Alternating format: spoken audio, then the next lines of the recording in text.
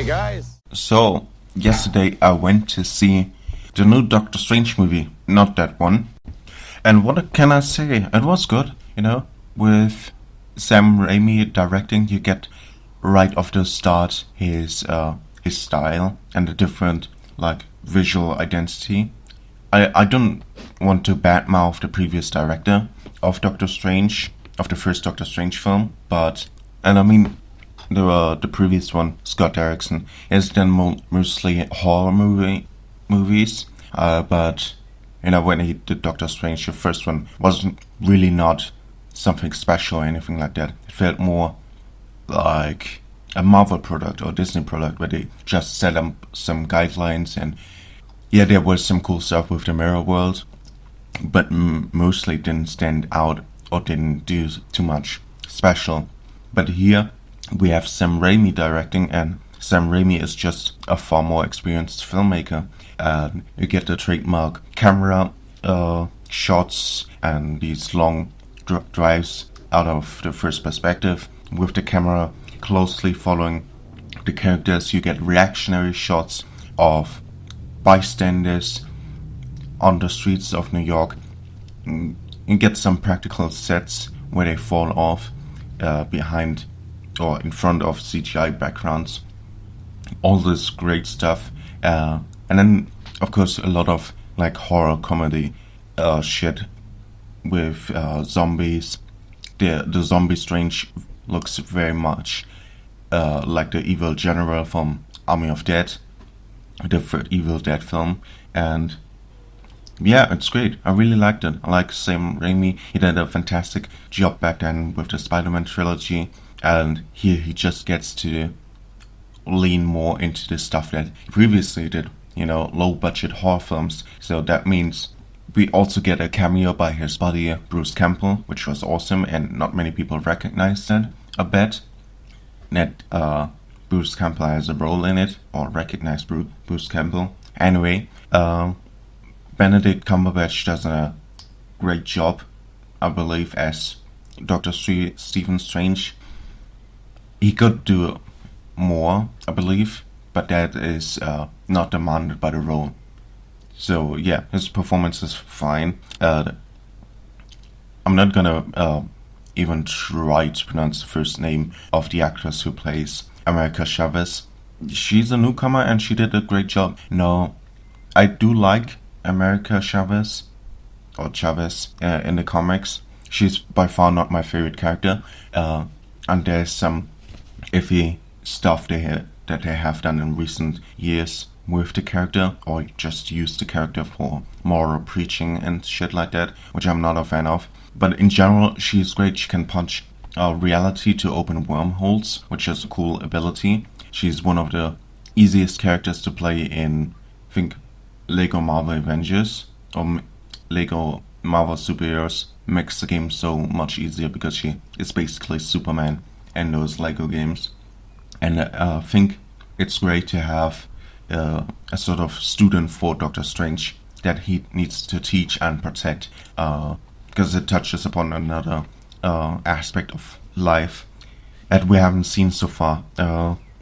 Elizabeth Olsen, I think, is okay too. I wasn't really a big fan of Scarlet Witch as a main villain. I was mostly just kind of bored whenever she was on screen, and that's just not just necessarily because of Elizabeth Olsen herself. It's definitely important to watch WandaVision before you go to watch Doctor Strange Multiverse of Madness. Now I think Wanda, or the Scarlet Witch, is just a character that works somewhere in between, not quite as hero, not quite as villain, because either thing doesn't really work nowadays. And I think she's one of those complex characters that you cannot nail down to be either hero or villain. But I give it props for Elizabeth Olsen's commitment. I also liked how they show how powerful she is, with her wrecking buildings and destroying all kinds of shit and basically being a Terminator, mowing down everything. The cameo surprised me. honestly, the members of the Illuminati, I'm aware and familiar with the Illuminati in the comics, and it was nice to see some of those reprising the roles or have a different version, so to speak, of the Avengers, and focusing on that. What else did I like? I think Rachel McAdams did also a great job in the various versions of Christine, although those different versions don't differ that much from each other. It's still great to see her, and it's overall a fun movie. The ending felt a bit anticlimactic, not gonna lie, and I was in the cinema, and there were some other people in the film, and at the end, Clea shows up. For those who don't know, Clea is the love interest of Doctor Strange in the comics. She was his girlfriend and wife. For a short time, she was also the Sorcerer Supreme, and she's the daughter of Dormammu. And what I found sad, nobody quite recognized her, and I wish I had the balls to tell other people that day in the film, in the cinema, that this is like a huge deal. She's played by Charlize Theron, so that's gonna be interesting. And despite its long runtime, it's over 2 hours, the film manages to cram all of his stuff into it in a dynamic way, and it's a lot what's introduced. And here we come to some negative things. For example, the Book of Vishanti is just a MacGuffin.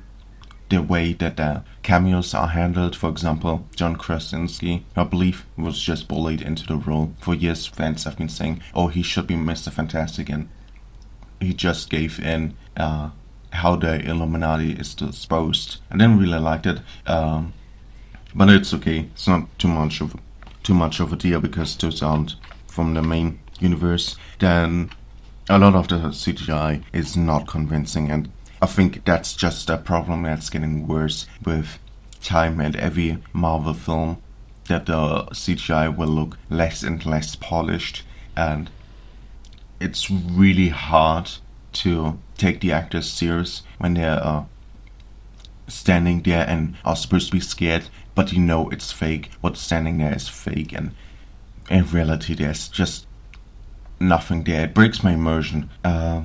Then the film also has a lot of moments where they're like in a rush, but then stand around to await what's Wanda doing. Like, there's one famous scene where they're in the tunnels, in some kind of tunnels, and they're running away from her, and they're nearly to the end where they want to get, and Wanda is blocked off, and instead of running further to their destination, they just stand there and look at the metal door and wonder what Wanda is doing. It was so stupid, and I hate when they do that in movies, when characters are like in a rush but then stand around and take forever.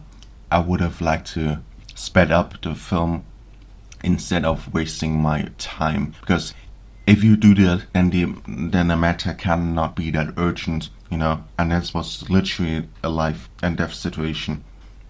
But yeah, with that being said, I give it around I'm still swinging between a 7.5 and an 8. I was entertained throughout, but it isn't like something super good. And I enjoyed the campiness, I enjoyed Sam Raimi's direction, but I wouldn't list my top films or anything like that. It's not a complete cinematic masterpiece, and I know it's very hard to get into this, to judge movies like that, but I'm just gonna say it's somewhere between a 7.5 and an 8, which is still very, very good. I appreciate how much work went into that. I tried to look at as many names in the credits as possible, just to admire how many people it takes to make a film, and we'll see us next time. Now get the fuck out of my driveway.